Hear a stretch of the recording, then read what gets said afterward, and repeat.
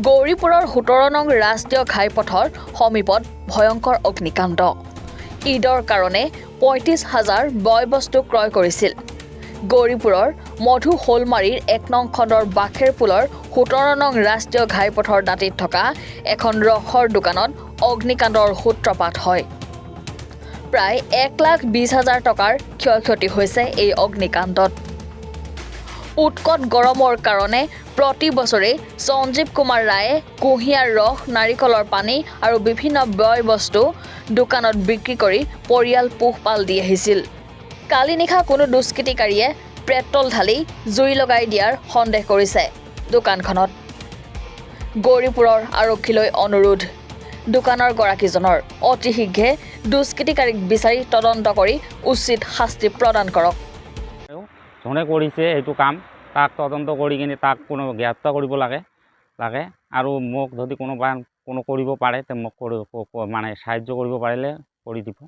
আপোনাৰ পৰিয়াল কেইজন আছে? মই পৰিয়াল মা আছে, বাবা আছে আৰু এটা বড় ভাই আছে আৰু মই আছোঁ। তুমি দোকান কৰা নেকি? হয়, মই কৰোঁ আৰু বাবাৰ আৰু শৰীৰটো আৰু বেয়া আৰু মানে বেমাৰ চেমাৰ চলি আছে। মই মানে দোকানটো কৰি কিনে সংসাৰটো চলাই আছোঁ। মানে আজি ঈদৰ দিন আছিল, কালি আপুনি দোকানত ৩৫,০০০ টকাৰ অধিক মাল কালি ক্ৰয় কৰিছিল দোকানত। এতিয়া সন্দেহটো হৈছে নিশ্চয় আপোনাৰ কিবা মনত? সন্দেহ মানে এইটোৱে মানে কোনোবা হিংসা কৰি কিনে মানে লগাই দিছে আৰু এইটো তদন্ত লাগে নে নাই? এইটো তদন্তটো লাগে। মই এইটোতো একদম দোকানটোতো ইয়াতে নেশ্যনেল হাইৱেত বগলত আছে, মানে কাষতে। আৰু এড্ৰেছটো মধুচুমাৰী পাৰ্ট 1, এইটো বাছেৰপুল বুলি কয় এড্ৰেছটো, নেশ্যনেল হাইৱেত। হয়, আৰু এটা কথা, আপোনাৰ দোকানৰ লগতে এখন বটগাছ আছিল। হয়, বটগাছটোতো মোৰ বহুত মৰম লগা বটগাছ হয়।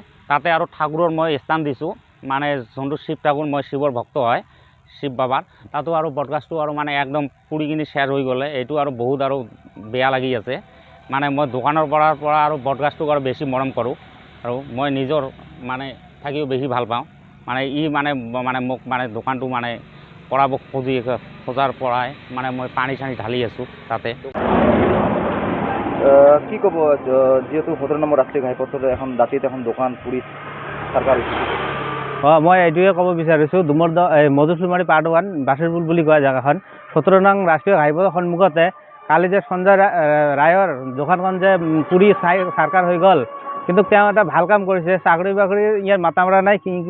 এইখন এখন জুচৰ দোকান তেওঁ কৰি জীৱিকা অৰ্জন কৰি আছে আৰু ফেমিলিটো চলাই আছে। হঠাতে দুৰ্ঘটনা, কোনোবাই শত্ৰুমি কৰি জুইটো লগাই দিলে, পুৰি চৰকাৰ হৈ গ'ল। আপোনালোকে দেখিছে একদম পুৰি চৰকাৰ হৈ গৈছে। এতিয়া এই যে মানুহ সেৱা যিটো কৰি আছিল জুচৰ, প্ৰত্যেকটা মানুহ ইয়াতে আহি জিৰণি লয়। এখন ডাঙৰ এখন বটগাছ আছে, বটগাছৰ তলত এখন দোকান কৰি আছে। এই দোকান কৰি থকাৰ ফলত বহুত মানুহে ইয়াতে জিৰণি লয়, জুচ খায়, স্বাস্থ্য মানে জনসেৱা সিহঁতে কৰি আছে সঞ্জয় ৰায়ে। কিন্তু যোৱাকালি যিটো ঘটনা হৈ গ'ল, পুৰি চৰকাৰ হৈ গ'ল, হোৱাৰ পিছত এতিয়া সঞ্জয় ৰায়ক কিবা আৰ্থিক সাহায্য দিব লাগে। আৰু এইটোৱে মোৰ আহ্বান চৰকাৰক, যাতে চৰকাৰে অতি পলমে যাতে তেওঁক সঞ্জয় ৰায়ক যাতে আৰ্থিক সহায় কৰে। গৌৰীপুৰৰ পৰা সঞ্জীৱ ৰায় ৰিপৰ্ট, এনি ভাৰত 24।